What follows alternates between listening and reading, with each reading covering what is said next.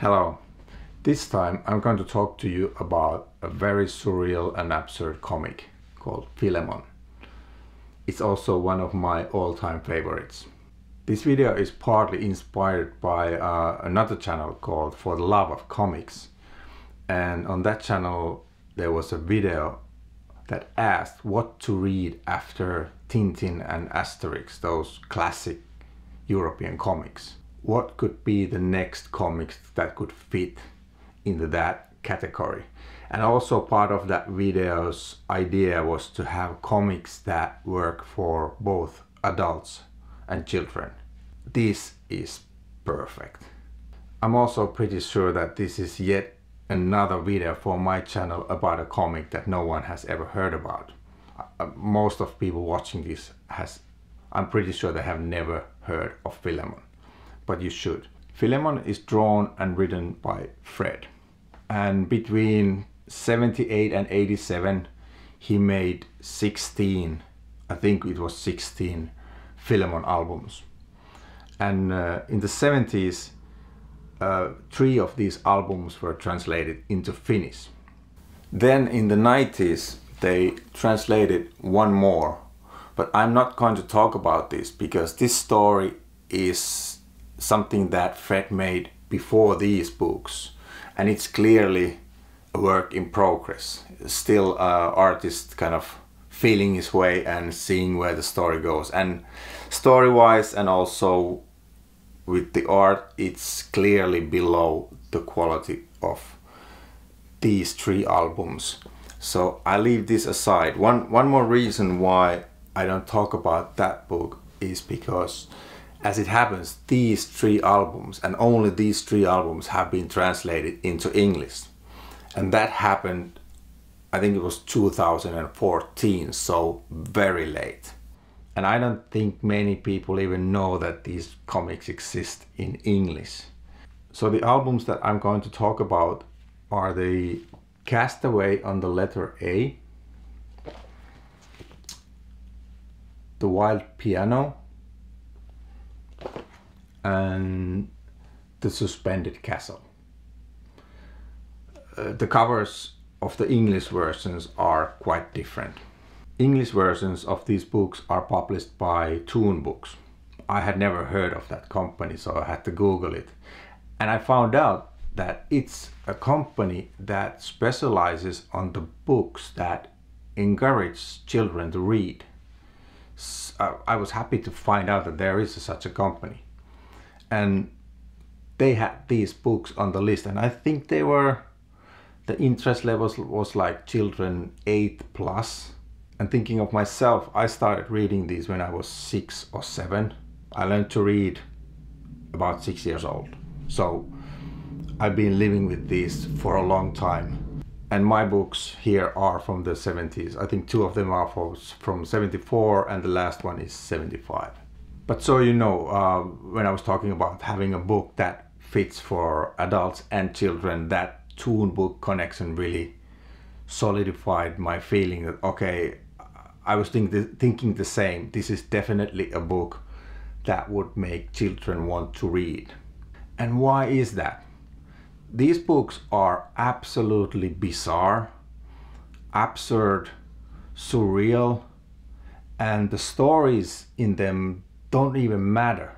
They are an endless cascade of weird incidents. And the protagonist, Philemon, here,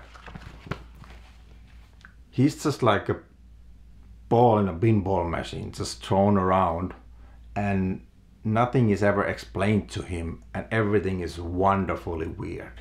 The first story is Castaway on letter A, and it introduces the characters and the place where most of these adventures happen. They actually happen on the letters of Atlantic. And the thing about the letters of Atlantic, I'll get to you in a second about what that means. The thing about them is that you can never get to the letters of Atlantic twice through the same route. You always have to take a new one. And in this first case, Philemon accidentally drops into a well because these message bottle keeps popping up into the well. He falls down, there's even sharks there, and when he wakes up he is on this island. And this spread is actually really good. It shows you how old this book is. All the colors have almost faded off. I've been reading this quite often since 70s. But at this point Philemon doesn't yet know where he is. It's just that the place is strange, and from here he also meets his friend Bartolomeo. He's a well digger who actually fell to the same well that Philemon 40 years ago, and he's been trying to find a way out since that. And here Bartolomeo explains what it means to be on the letters of Atlantic. You have to think of a map. If you think of a map, there is America here, Europe here. Between them is Atlantic Ocean, just like he's showing here. And on the map it says Atlantic, and the place where they are now is the letter A of that name on the map. It doesn't make sense, but it does here. And even in here they are discussing that, you know, those letters aren't really exist, they are only on the map, but they still are there. And all the locals here, they don't consider them to be on island. They think that they are on the letters, and it's not explained more than that. This also shows very well the certain things about Fred's art. All the perspectives are usually wrong in a way, and all the buildings, they look smaller from the outside than from the inside. Usually from inside they can be massive. It feels like it's just drawing a house there because there needs to be a house for the story. And usually this would bother me, but when you read the so-called story, it makes sense. You could not make this work with the Tintin clear line or the type of the clear style of Asterix. This weird, sketchy, a little bit off style, even absurd style, it serves the story and it makes it possible. It makes it easier to believe these things, because nothing is really in its place, not even graphically or story-wise. And I can pretty much show you a lot of this because I'm not going to spoil the story. It's just Philemon going through the motions and ending from one weird place to another. The first album is clearly something that where you can see Fred just going from a crazy idea to another and kind of feeling his way, trying to find what to do with the character. And then at the end of these albums, at least in these Finnish versions, there are shorter stories. They are also quite interesting and as bonkers. Already the second story from the letters of A, called Wild Piano, it was a massive leap, art-wise and also story-wise. There is more cohesive stuff happening, although it still doesn't really make sense what's happening. Even Philemon can't understand what is happening to him. He's just been thrown around. Usually in these stories, Philemon's father is angry because Philemon is telling to him about his adventures, and they are so out there that he thinks that he is just trying to get away from his daily chores, being silly and daydreaming. In this story, this man makes Philemon smaller by looking at the wrong end of the looking glass. And if he looks many times enough, Philemon goes smaller and smaller until he falls into the map. But he falls a bit off, he doesn't hit the letters. There are people who walk on water, and even these scenes are shots that I loved already as a child. The way they discuss, I always wondered, how come this man doesn't understand what's happening here, that there's something wrong? Philemon does. He is wondering, why are you walking on water? The guy just said, you know, it's It's very fun and actually practical, and that Philemon is just doing it wrong. And there is something that is hard to explain unless you can read this, the mood that the discussion and these scenes create to the reader, that captivated me, at least me, to the weirdness. It was done with the right balance. At one point, Philemon falls from the sky and he thinks he's going to hurt himself, but instead of that, he goes bouncing around because the ground is like a trampoline. And as it happens, bouncing on the grass is forbidden, which means that Philemon is taken to the court. This part of the story makes me realize how different this book is now that I'm older. I did like the weirdness here also as a child, but now that I'm older, I also understand how the courtroom works or should work, and therefore I understand the comical side of this even better. Like here, Philemon's lawyer is making the case worse for him. Every time he opens his mouth, he says something that is making his case worse, and he's just trying to explain. And every time he's trying to explain, the card just go, hush, be quiet, and that just goes on. And there's even some full-page explanation about how come the bouncing on the grass became illegal. And at one point, the judge hits himself on the hand with his hammer, and he blames Philemon for that. He said that it's an assault. It's a battery. And again, he's thinking, why am I playing for that? And they are just, shut up.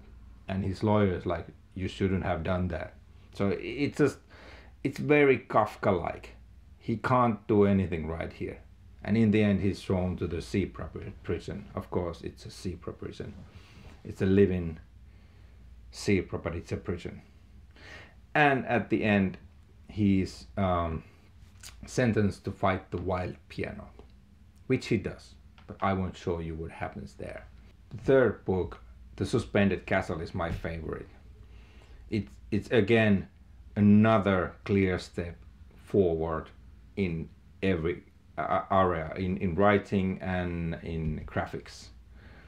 And just alone this cover is something that I just stared at for a long time as a kid. There is this suspended castle. It's hanging from something, and that has always been an annoying thing. It's a great idea, but it's also, it makes your mind think like, from what?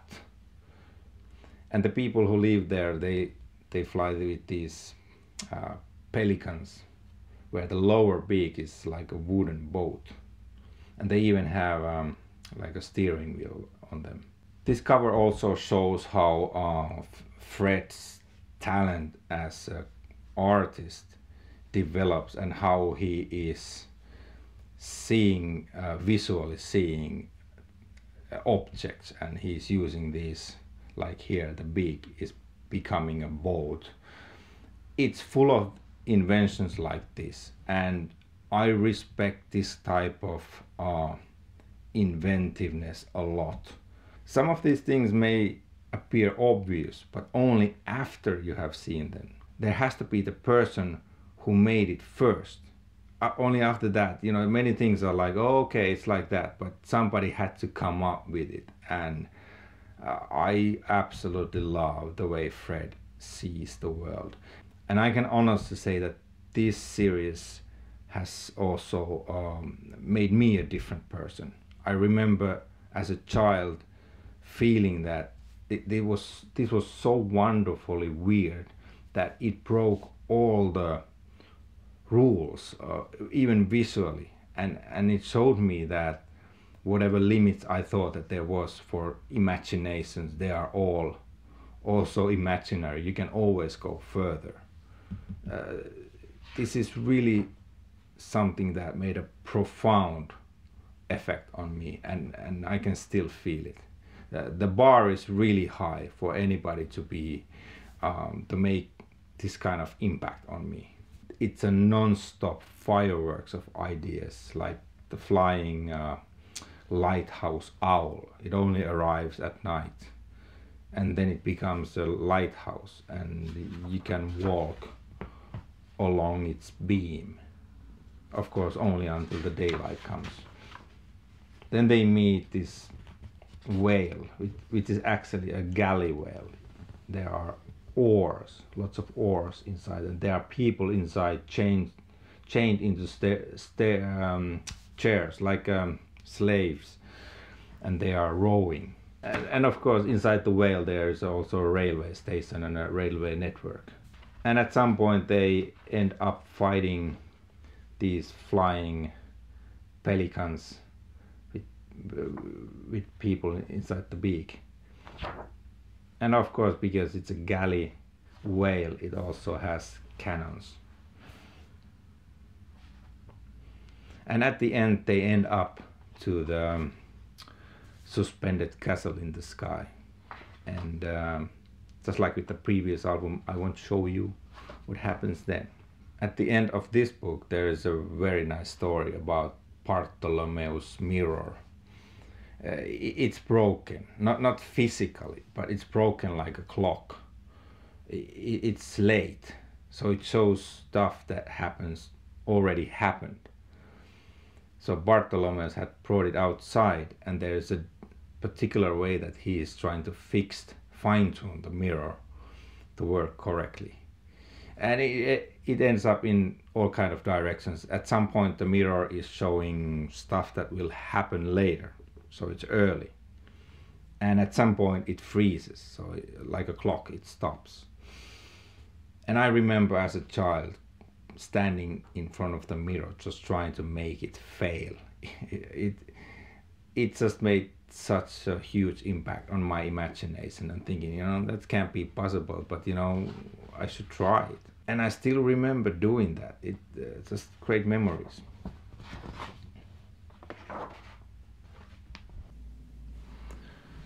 So that's Philemon for you. I know I'm talking about like it's the greatest thing in the world, but for me it really was that. It was one of the biggest influences ever. I can honestly say that it changed the way I am by expanding the imagination and what is possible and how to look at things, just how to see things. So if you have small children, I highly recommend checking out the Philemon series and offering it to them and reading it to them, even if they don't know how to read. Stories like these that are captivating, they make children want to read more, and that's the point. Children are a tough audience. They don't act interested. They are interested or not. They don't fake it. You can't make them like something. If you want to get them to put down the phones or iPads or whatever, try Philemon. It might work. And before I close this video, please someone translate the whole series. Maybe releasing them in one go, 16 albums in a one thicker book or something. Cinebook, humanoids. I think this would be more in this, the graphical style would be more in the Cinebook catalog. Yet another video about a strange comic. As before, I told, this is not intentional. I just do what I feel right at the moment, and now it was time for this because of that great video from For the Love of Comics. So I will get to more mainstream comics one day when I feel like it. But until that, see you in the next one.